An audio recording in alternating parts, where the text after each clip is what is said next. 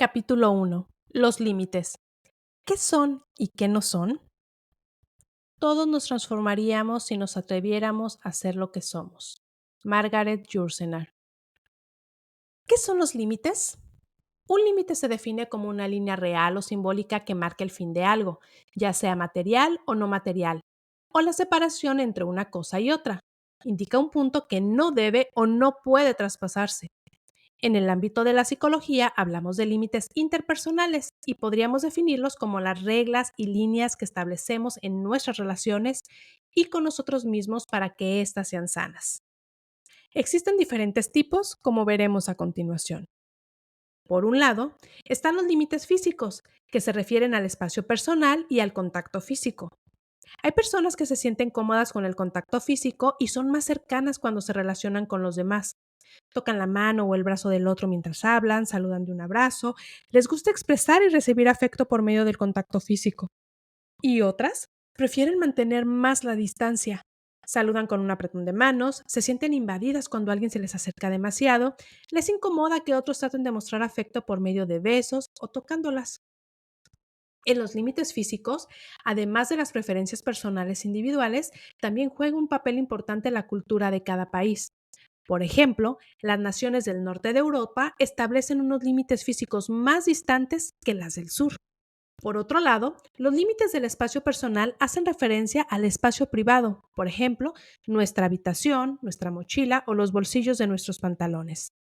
Las agresiones físicas suponen el traspaso más grave de los límites físicos, pero también se traspasan, aunque de forma más leve, cuando alguien nos toca más de lo que nosotros deseamos, invade nuestros espacios privados o hurga en nuestras pertenencias sin nuestro permiso. Existen también los límites emocionales relacionados con la forma, el momento, las personas y el contexto en que decidimos expresar nuestras emociones. Se transgreden cuando alguien nos manipula emocionalmente, nos juzga por exteriorizar nuestras emociones o las invalida. También se da una violación de nuestros límites emocionales cuando alguien se entromete en nuestras conversaciones afectivas. Por ejemplo, escuchándolas o leyendo mensajes o email que intercambiamos con otras personas. O indaga en lugares donde hemos podido plasmar nuestras emociones y pensamientos, como un diario personal, sin nuestro permiso. Hablamos asimismo de límites sexuales. Estos tienen que ver con los aspectos afectivos, comunicativos y físicos implicados en las relaciones sexuales. Quebrantarlos no implica únicamente el contacto físico o sexual no consentido, sino también comentarios lascivos y gestos obscenos, o ejercer cualquier tipo de presión o manipulación para conseguir contacto sexual. Los límites temporales hacen referencia a cómo administramos nuestro tiempo para dedicárselo a las diferentes actividades de nuestra vida y a las personas de nuestro entorno. Cuando alguien nos exige pasar con él o ella más tiempo del que deseamos o del previamente establecido para una actividad, por ejemplo en el trabajo, está violando nuestros límites temporales. Por último, los límites materiales aluden a la propiedad privada de objetos o bienes materiales. Tienen que ver con cómo decidimos hacer uso de ellos, cuáles queremos compartir y con quién. Cuando alguien nos roba, coge algo prestado sin nuestro permiso, lo daña sin intención de reponerlo o nos presiona para utilizar nuestras pertenencias, está traspasando nuestros límites materiales. Algunos tipos de límites interpersonales son más difíciles de identificar y establecer que otros. Nos cuesta menos marcar los que podemos ver, como los materiales o los físicos, que los que no podemos ver, por ejemplo, los emocionales. Por eso, tenemos muy claro que nadie puede coger las llaves de nuestro coche y llevárselo como si nada, pero no tenemos tan claro que nadie puede manipular nuestros sentimientos para que hagamos lo que esa persona le conviene. Del mismo modo, nos resulta más sencillo delimitar los límites que podemos cuantificar, por ejemplo, los temporales, que los no cuantificables, entre ellos los sexuales. Nos sentimos con pleno derecho a mostrarnos molestos si alguien llega una hora más tarde de lo que habíamos acordado, pero no creemos igual de lícito expresar nuestro enojo cuando nos han lanzado una mirada obscena. Por otro lado, las creencias que nos han inculcado a través de nuestra educación y cultura tampoco influye en todos los tipos de límites de la misma forma. Por ejemplo, Si se nos agrede físicamente, no albergamos ninguna duda de que tenemos derecho a intentar defendernos y no nos sentimos culpables por ello. Sin embargo, cuando alguien hiere nuestros sentimientos y daña nuestra integridad psicológica, nos invade la culpa al decirle que cambie su comportamiento. ¿Por qué? Si en ambos casos estamos intentando protegernos de un daño. La primera tarea que se nos ha planteado cuando queremos empezar a establecer límites es darle a todos los tipos la misma importancia. Veamos un ejemplo. Nunca se nos ocurriría quitar la puerta de nuestra casa para que entrara todo aquel que quisiera cuando quisiera, ¿verdad?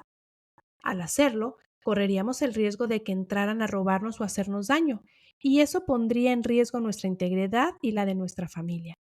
Por eso, todos tenemos una puerta en nuestra casa que solo podemos abrir con una llave los que allí vivimos. Y si alguien quiere entrar, tiene que tocar el timbre y entonces nosotros decidimos si lo dejamos o no pasar. De igual modo, en nuestros hogares hay otras puertas que delimitan las habitaciones de cada uno y demás espacios. A nadie le resulta ofensivo que cada individuo que vive en la casa tenga su espacio personal y mantenga la puerta abierta o cerrada a su voluntad.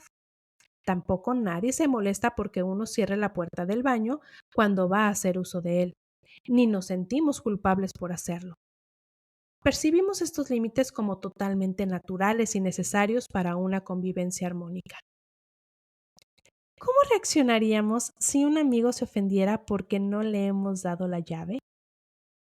¿Qué le responderíamos si él argumentara que, si lo queremos de verdad, tiene que poder entrar y salir de nuestra casa cuando quiera?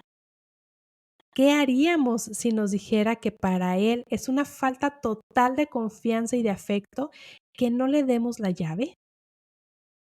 Probablemente nos sonaría a un auténtico disparate. Y a no ser que reconociera pronto haber tenido un ataque de locura, daríamos por finalizada nuestra amistad con esa persona.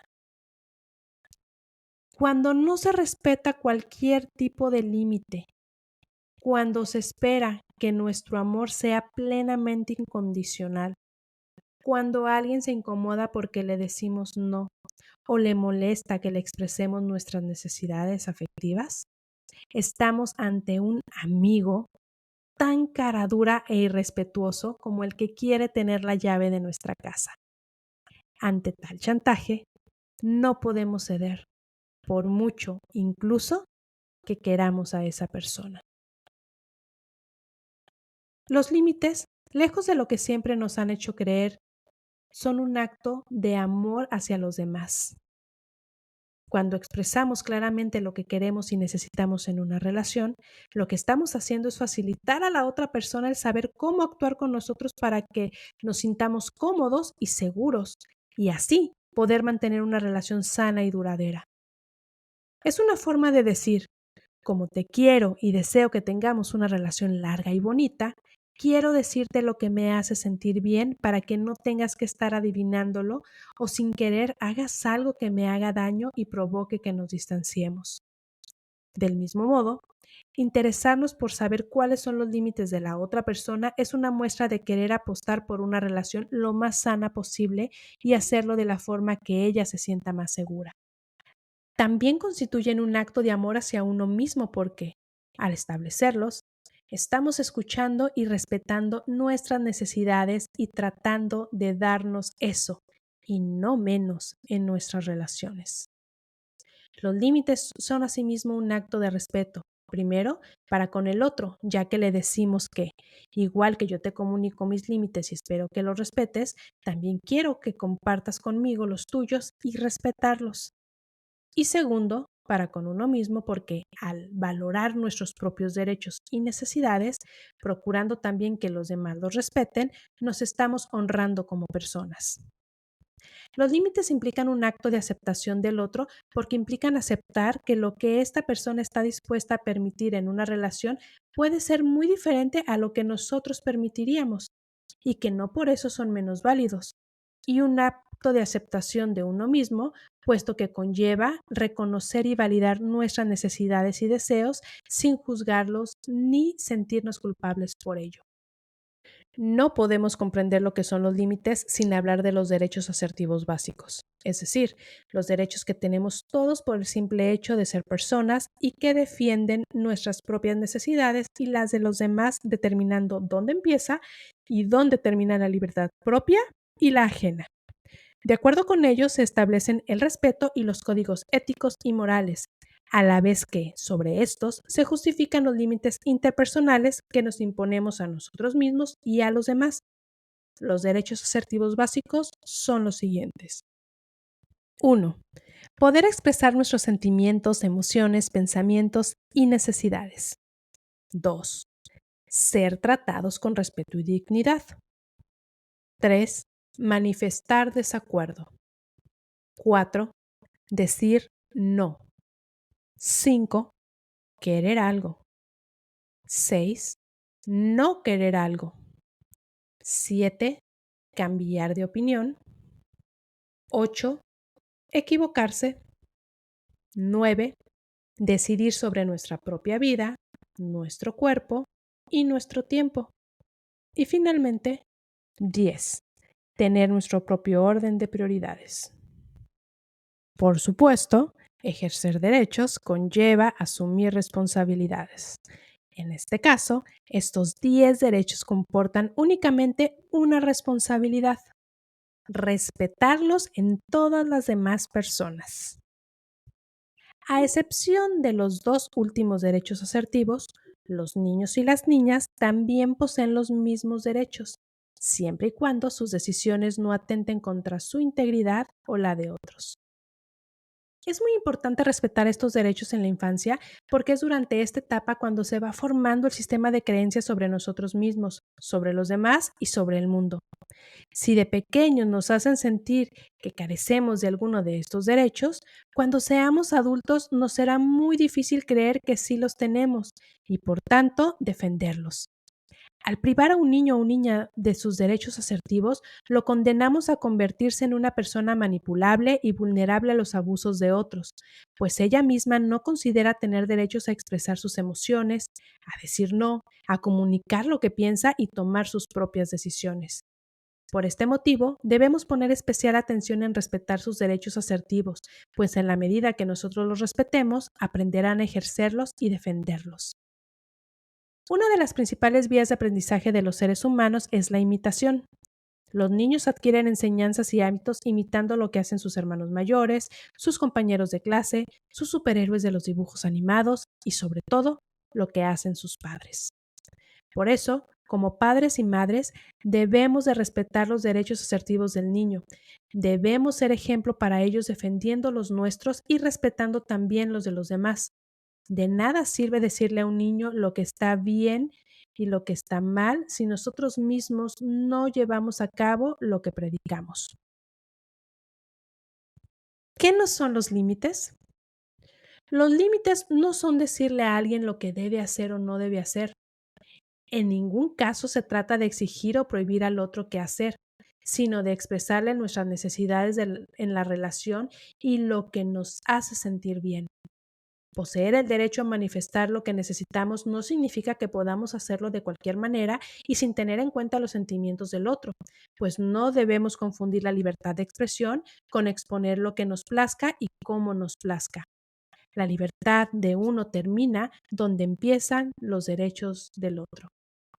Por ejemplo, un límite no es decir, quiero que me escribas un mensaje cada día cuando llegues a casa. De esta forma, estaríamos imponiéndole, obligando a la otra persona a realizar algo sin respetar su derecho a decidir si quiere hacerlo o no. Sin embargo, sí podemos expresar nuestro deseo o necesidad argumentando que me gustaría que me escribieras cuando llegues a casa porque si no, me preocupo. Es entonces cuando la otra persona tiene que expresar honestamente si acepta o no tal petición. Los límites no son juzgables.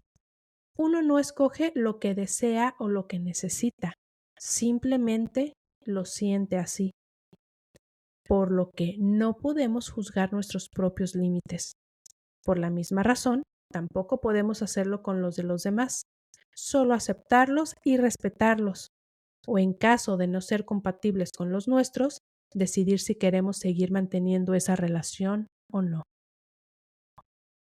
Este punto es más controvertido de lo que pudiera parecer en un principio, pues hay algunos deseos o necesidades que no son sanos.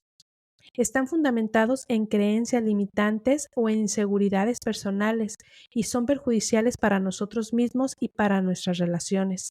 Por ejemplo, si sentimos una excesiva necesidad de control, probablemente termine siendo dañina para nosotros y para las personas con quien creamos vínculos. En estos casos, no debemos juzgar estas necesidades, pero sí cuestionárnosla.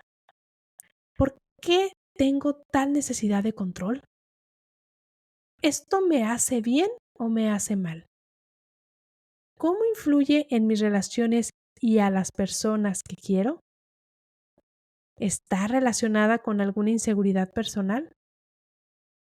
Al reflexionar sobre ella sin juzgarla, podremos trabajar mejor en este aspecto. Por último, los límites no son un acto de egoísmo. No se trata de actuar egoístamente, sino en pro de que la relación funcione de la mejor manera posible. Y eso solo se consigue si sus integrantes se sienten bien en ella y entonces podrán entregar lo mejor de sí. Cuando asumimos qué son y qué no son los límites, empezamos a entenderlos como una herramienta que fortalece las relaciones con los demás y con uno mismo, que sostienen la dignidad propia y ajena, y como un elemento imprescindible para construir un amor sano.